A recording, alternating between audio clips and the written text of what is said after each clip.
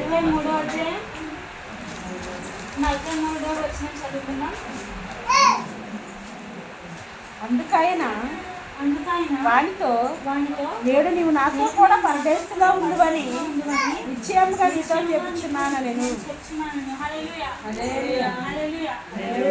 ఇక మనం చూసినట్టయితే ఈ రోజు మనం ఈ సన్నిధిలో మనం కూడుకోవడానికి ప్రధాన కారణం ఏంటంటే దేవుడు మనం రక్షించడానికి ఈ భూమి ఆకాశానికి దిగి వచ్చి ఆయన ప్రాణాన్ని మన కోసం మన పాపాలు తీసివేసి మనల్ని నిత్యాగ్ని నుంచి అగ్ని నుంచి తీసివేసి నరకం నుంచి తప్పించి పరలోక రాజ్యాన్ని దేవునితో సమానంగా చేయడానికి, దేవుని బిడ్డలుగా చేయడానికి, పరలోకాన్ని నడిపించడానికి దేవుడు ఈ భూమి మీదకి వచ్చి ఈ దినాన్న మన కోసం చనిపోవడం జరిగింది. హల్లెలూయా.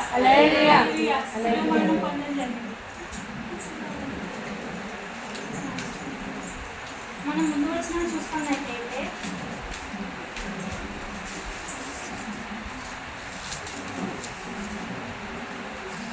వేలాది పడి ఉన్న నేరస్తుల్లో ఒకడు ఆయనను దూషించుతూ, నీవు క్రీస్తువు కదా, నీవు రక్షించుకోను, మమ్మల్ని కూడా రక్షించుకోని చెప్పాడు. హల్లెలూయా.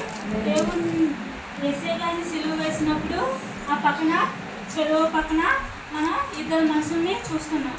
ఇద్దరు మనుషుల్ని మన దేవునితో పాటు వాళ్ళు ఏం చేశారంటే నేరస్తుల్ని ఆయనతో పాటు సిలువ వేయడం పక్కన మనం చూస్తున్నాం. అందులో పక్కన ఉన్న నేరస్తుల్లో ఇద్దరు కూడా సంభాషిస్తున్నారు దేవునితో. వాళ్ళకి నిజంగా దేవుడు భాగ్యం ఇచ్చాడంటే వాళ్ళు పాపలు అయినప్పటికీ కూడా దేవుడు అక్కడ వాళ్ళకి ఒక ఛాన్స్ అనేది వాళ్ళకి ఇస్తున్నాడు. హల్లెలూయా.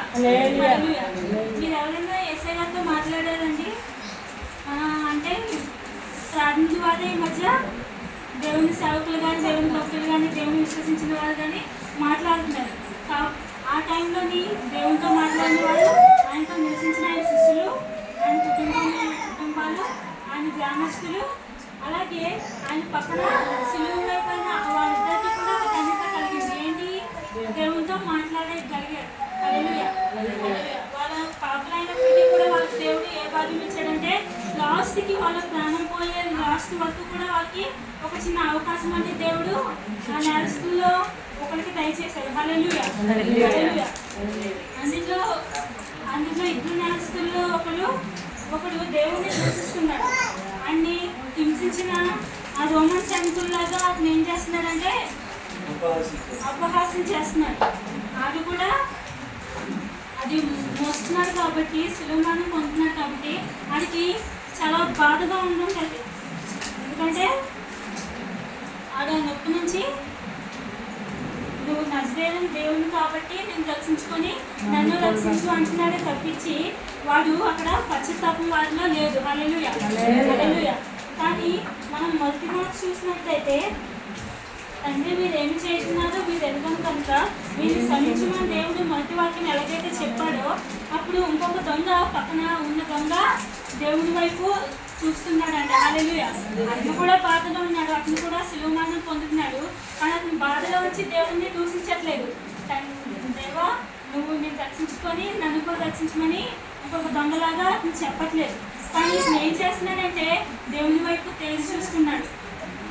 ఇది అప్పటికి వారికి ఎన్ని దెబ్బలు కొట్టారో ఎలా చేశారో మనకు తెలియదు, కానీ దేవుణ్ణి మాత్రం ఎలా అయితే చేశారో ప్రతిదీ కూడా పరిశుద్ధ గ్రంథంలో రాయబడి ఉంది. హల్లెలూయా. కాబట్టి ముళ్ళ కిరీటం పెట్టి వరదాలతో కొట్టి చర్మము లాగివేసి రక్తం కారుతూ ఆ మొహం అంతా రక్తంతో చెమటతో ఆ నిండి ఉన్న మొహాన్ని చూస్తే ఆ నేరస్తుడికి మారు మనసు కలిగింది. హల్లెలూయా. ఈయన ఇంత మరణ వారంలో కూడా ఈయన చంపున్న వారి వరకు ఇలా ఆయన దేవుడికి ఇలా ప్రార్థిస్తున్నాడంటే ఈయన ఎంత గొప్పవాడు. ఈయనే కదా మనకు ప్రాణం దయచేసిన వాడని అతన్ని గ్రహిస్తున్నాడు ఇంకో దొంగ. హల్లెలూయా. అలాగే దేవుడు కూడా అతనికి వాడికి పరీక్ష పెట్టాడు నిజం చెప్పాలంటే. అందులో ఇంకొక దొంగ మొదటి దొంగని మనకైతే ఇది న్యాయమే, మనము చేసిన వాటికి తగిన ఫలము పొందుతున్నాము. కానీ ఈయన ఏ తగ్గడంలో చేయలేదని చెప్పి ఆయన చూసి నీవు రాజ్యంలోనికి వచ్చినప్పుడు నన్ను జ్ఞాపకం చేసుకోమని చెప్పారు. అందుకైతే ఇది న్యాయమే, మనం చేసిన వాటికి తగిన ఫలము పొందుచున్నాము. అంటే ఆ దొంగలో కూడా స్నేహితులై ఉండవచ్చు.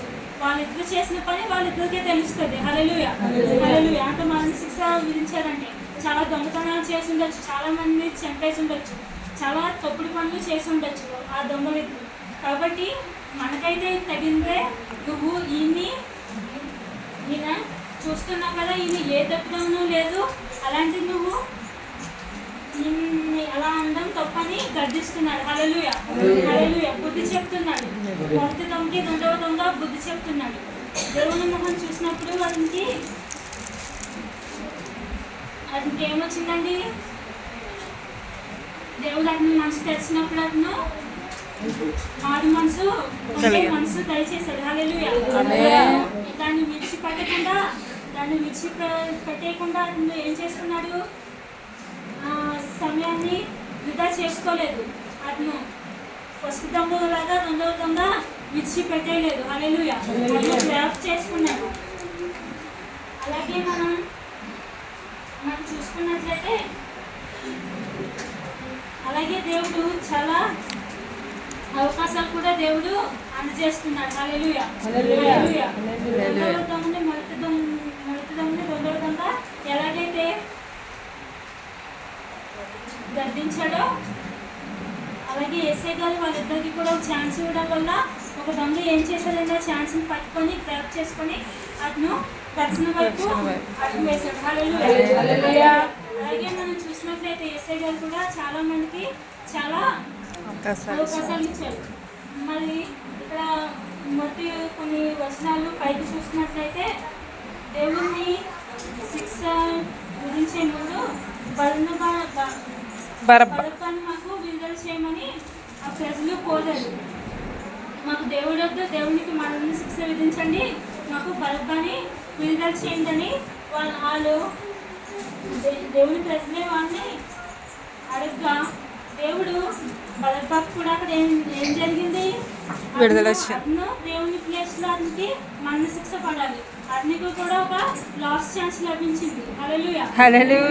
దేవుడు తెలియకపోవచ్చు, కానీ ఇంగ్లీష్ సినిమా చూసినప్పుడు ఇంగ్లీష్ రీసెంట్ మూవీ దేవుడు ఎలాగైతే మరణ శిక్ష పొంది అవన్నీ చేశారో, క్రాస్ మీద ఎలాగైతే మరణ శిక్ష అనుభవించారో అవన్నీ మూవీ చిత్రీకరించినప్పుడు డైరెక్టర్ ఒక మాట చెప్పాడు.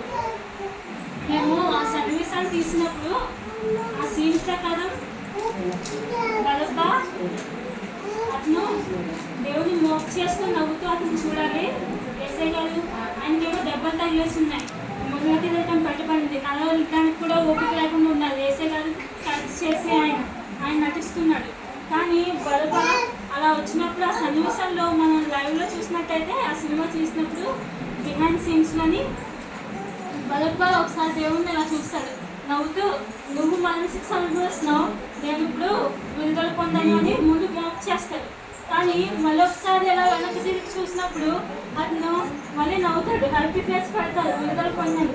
కానీ లాస్ట్ టైం అలాగా ఒకేసారి చూసినప్పుడు దేవుడి మొహం ఆ రక్తం కాలుతూ ఆ ముళ్ళకిరటం కట్టుబడి ఆ ఒంటి నిండా దెబ్బలతో దేవుణ్ణి చూసినప్పుడు బరబ్బ అతను ఒకేసారి షాక్లో ఉంటాడు. అంటే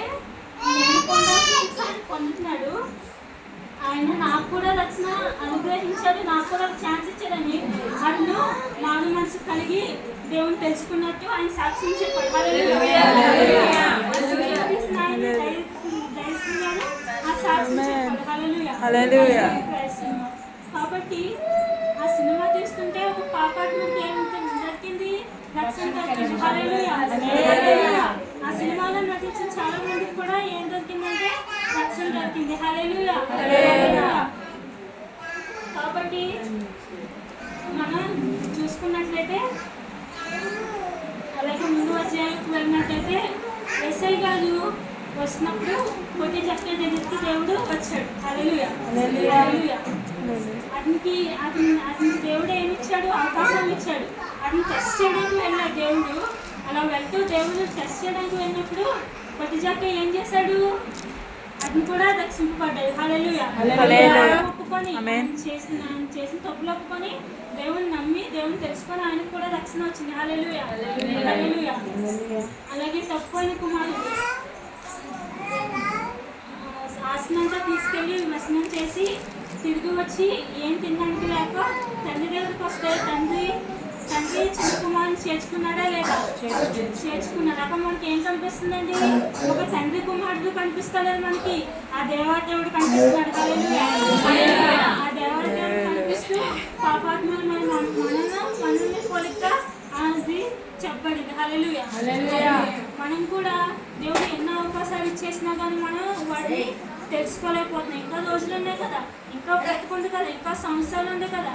ఎప్పుడు నీ ముందు చేరిన మోటార్ సైకిల్ వచ్చి గుద్దేసినప్పుడు నీకు కొన్ని రోజులు ఉందని తెలుస్తుందా? ఏ టైంలో ఏ గడిలో మనం సంభవిస్తుందని మనకు తెలుసండి.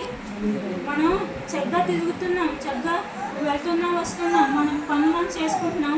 కానీ ఒక నాడు దేవుడు మన ఎంతకాలం పారిపోయినా కానీ దేవుడు మన కోసం చూస్తున్నాడు. మనం ఇంకా దేవుని వైపు తిరగకుండా, ఇంకా దేవుని వైపు నమ్మకుండా, ఇంకా లోకం వైపే, ఇంకా పాపాల వైపే ఉంటే దేవుడు ఎంతకాలం అందిస్తాడు? హల్లెలూయా. ఒకరోజు దేవుడు నేను చూస్తాడు, నేను కాపాడుతాడు, నీ అడుగులు చూస్తాడు. కానీ ఒక రోజు మోహన్ దేవుడు పక్కకి అలాగా ఇంకొకరు చూసేటప్పటికి ఈ టైంలో నువ్వుకేమైపోద్ది? గోతుంటుంది, నువ్వు ఆ గోతులో పడిపోతావు. దేవుడు అలా చూసే టైంలో. కాబట్టి మనం దేవుణ్ణి నిర్లక్షించకూడదు. హల్లెలూయా. ఒక అవకాశాన్ని ఇచ్చినప్పుడు ఆ అవకాశాన్ని మనం ఏం చేయాలండి? మనం వృధా చేయకూడదు, పనుకోవాలి. హల్లెలూయా. అలాగే నశించిన దాన్ని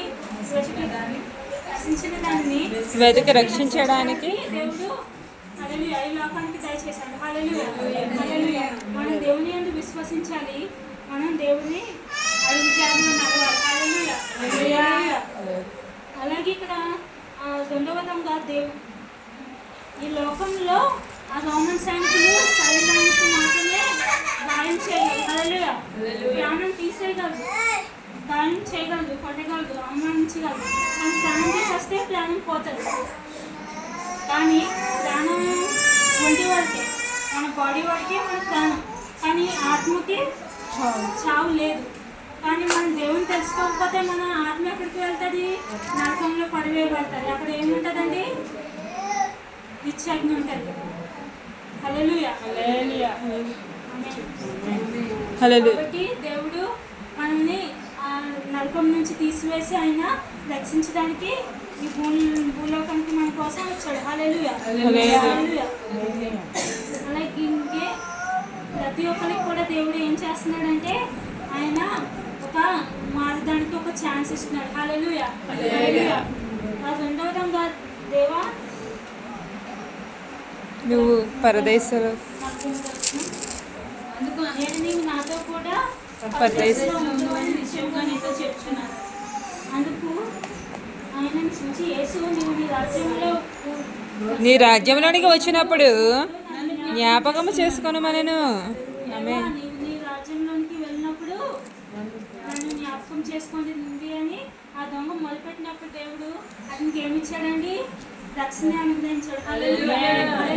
తక్షణమే వెంటనే నాకు తెలిసి ఇస్కరియోతు యూదా, ఆయన అప్పగించిన యూదా, అతను సిలువ మీద దేవుని చూసి ఒకవేళ అతను మారమనసు లేదు, అప్పటికే అపవాది అతన్ని కమ్మేసింది. అతను కానీ దేవుని వైపు చూసి దేవా నన్ను క్షమించని ఆయన సిలువ వేసినప్పుడు ఒక మోకాళ్ళని పడ్డాదనుకో, అతను దేవుడు దేవుడు ఆయన్ని చంపాలని చూసినా యూదాన్ని కూడా దేవుడు క్షమించగలిగే దేవుడు. రోమన్ సైనికులండి, అక్కడ అధికారులని, వాళ్ళందరూ అక్కడే దేవుని యందు మారు మనసు పొంది దేవా మమ్మల్ని క్షమించండి, మేము ఏం చేసామో తెలియదు తండ్రి అంటే దేవుడు సామర్థ్యం కలిగిన దేవుడు. అయినా కానీ వారి కొరకు ఆయన క్షమాపణ కోసం తండ్రి మీరు ఏం చేస్తున్నారు, మీరు ఎదుగుమంటే మీరు క్షమించమని అయినా కానీ పలికారు దేవుడు. హల్లెలూయా. కాబట్టి అక్కడ అనేకులకు అక్కడ ఏం జరిగిందండి? మారు మనసు కలిగి దేవుని తెలుసుకున్నారు. దేవుని తెలుసుకొని లేని వారు వాళ్ళ మనసుని ఏం చేసుకున్నారు? రాయి చేసేసుకున్నారు. హల్లెలూయా. అలాగే లోకం మనల్ని కొన్ని వైపు లాగుతూ ఉంటుంది. హల్లెలూయా. లోకంలో ఆగినప్పుడు మనం ఓకే మనం అది చెయ్యాలి అంటే నీకు అనిపిస్తుంది నాకు అది చెయ్యాలి నేను అలా చెయ్యాలి అని. కానీ ఏమో దేవుడు ఏం చేయట్లేదు, మనం క్షమాపణ అడిగితే దేవుడు క్షమించేస్తాడు కదా. ఏమో దేవుడు ఇంకో సేవకుడు చెప్పాడు కదా మనం చేర్చని అని. అది నిజమేనేమో అని కొంతమంది ఏం చేస్తారు, అది తప్పు అని తెలిసినా కానీ తప్పు జోలికి వెళ్తున్నారు. హల్లెలూయా హల్లెలూయా. దేవుడు విడిచిపెట్టి తప్పు జోలికి మనం వెళ్ళకూడదు. హల్లెలూయా హల్లెలూయా. దేవుడు నిశ్చితవుతుంది. హల్లెలూయా. ఆయన దేన్నైనా ఒప్పుకుంటాడు, కానీ దేవునికి ఇష్టమైన వాటికి మనం జోలికి వెళ్తే దేవుడు అంగీకరించాడు. హల్లెలూయా హల్లెలూయా. కాబట్టి మనం దేవుని సన్నిధిలో అణిగి మనకి ఉండాలి అని చెప్పి